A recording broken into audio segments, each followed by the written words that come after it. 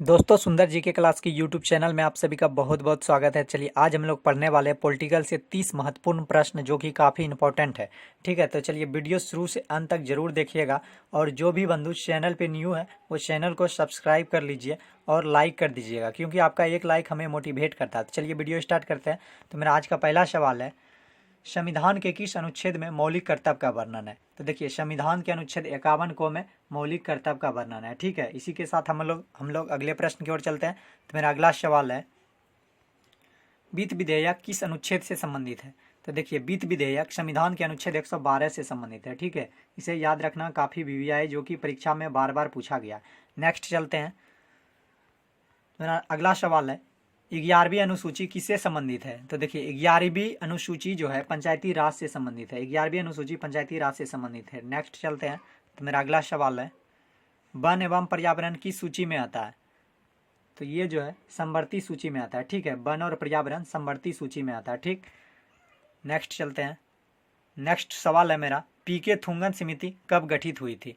देखिए पीके थुंगन समिति जो है यह 1988 ईस्वी में गठित हुई थी। ठीक है, पीके थुंगन समिति 1988 ईस्वी में गठित हुई थी। नेक्स्ट चलते हैं।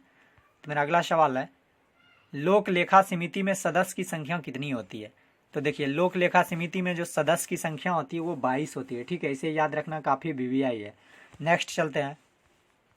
तो मेरा अगला सवाल है, कौन सा अनुच्छेद वोट देने से संबंधित है? तो देखिए जो वोट होता है वह अनुच्छेद 326 से संबंधित है। ठीक है, अनुच्छेद 326 वोट देने से संबंधित है। नेक्स्ट चलते हैं।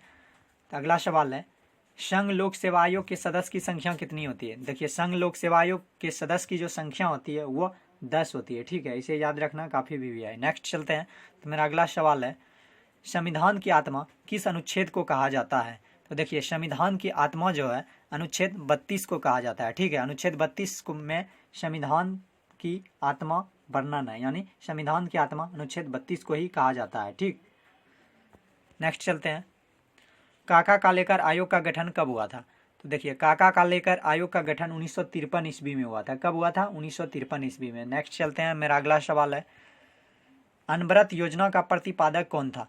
अनवरत योजना का प्रतिपादक रेगनर फ्रीज था। कौन था? Ragnar Frisch. ठीक है, अगला चलते हैं। अगला देखते हैं, चंद्रशेखरन समिति का संबंध किससे है? तो चंद्रशेखरन समिति का संबंध शेयर बाजार से है। ठीक है, नेक्स्ट चलते हैं। मेरा अगला सवाल है, सुंदर राजन समिति का संबंध किससे है? सुंदर राजन समिति का संबंध पेट्रोलियम से है। ठीक है, इसे याद रखना काफी भी है। नेक्स्ट चलते हैं। मेरा अगला सवाल है, संपत्ति के अधिकार को समाप्त किया गया किस अनुच्छेद के तहत? यानी जो संपत्ति के अधिकार को समाप्त किया गया वह किस अनुच्छेद के तहत किया गया? तो अनुच्छेद 44 के तहत किया गया। ठीक है, किस अनुच्छेद के तहत? अनुच्छेद 44 के तहत, इसे याद रखना। नेक्स्ट चलते हैं। मेरा अगला सवाल, दल बदल किस अनुसूची से संबंधित है? तो दल बदल अनुसूची 10 से संबंधित है। ठीक है, तो मेरा अगला सवाल है, नागरिकता का उल्लेख संविधान के किस भाग में है? तो देखिए नागरिकता का उल्लेख संविधान के भाग 3 में है। ठीक है, भाग 3 में। नेक्स्ट चलते हैं। मेरा अगला सवाल है, राष्ट्रपति का निर्वाचन किस अनुच्छेद से संबंधित है? तो राष्ट्रपति का निर्वाचन अनुच्छेद 54 से संबंधित है। नेक्स्ट चलते हैं।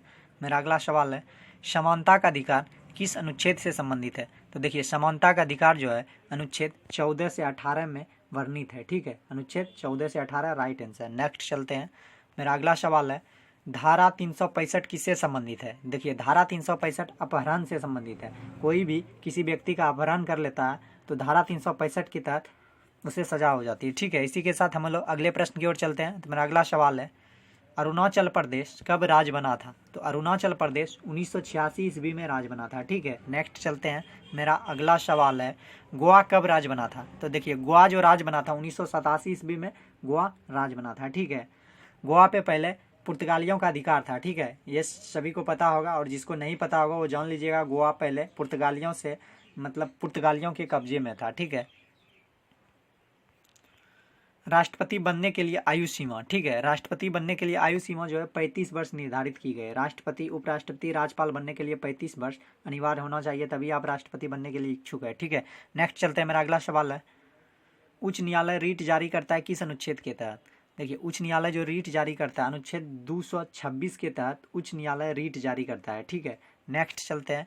मेरा अगला सवाल है, वित्त आयोग का गठन किसके द्वारा होता है? तो वित्त आयोग का गठन भारत के राष्ट्रपति के द्वारा किया जाता है। ठीक है, भारत के राष्ट्रपति के द्वारा ही वित्त आयोग का गठन किया जाता है। नेक्स्ट चलते हैं। तो मेरा अगला सवाल है, संविधान के भाग 4 में किसका वर्णन है? तो देखिए, संविधान के भाग 4 में मूल कर्तव्य का वर्णन है। ठीक है, मूल कर्तव्य, इसे याद रखना। नेक्स्ट चलते हैं। मेरा अगला सवाल है, महाधिवक्ता की नियुक्ति कौन करता है? तो देखिए, महाधिवक्ता की नियुक्ति राज्यपाल करता है। कौन करता है? राज्यपाल। ठीक है, इसी के साथ हम लोग अगले प्रश्न की ओर चलते हैं। तो मेरा अगला सवाल है, राष्ट्रपति को शपथ कौन दिलाता है? तो राष्ट्रपति को शपथ मुख्य न्यायाधीश दिलाता है। ठीक है, कौन? मुख्य न्यायाधीश, इसे याद रखना है। नेक्स्ट, किस बिल को राज्यसभा में पारित नहीं किया जाता है? देखिए, ये पूंजी बिल को राज्यसभा में पारित नहीं किया जाता, तो मेरा राइट आंसर हो जाएगा पूंजी बिल। नेक्स्ट चलते हैं। मेरा अगला सवाल है, त्रिपुरा की राजकीय भाषा क्या है? यानी त्रिपुरा राज्य में कौन सी भाषा बोली जाती है? तो त्रिपुरा की राजकीय भाषा बंगाली है। ठीक है, त्रिपुरा में बंगाली भाषा बोली जाती है। नेक्स्ट चलते हैं। तो मेरा अगला सवाल है और लास्ट सवाल है, किस देश का संविधान अलिखित है?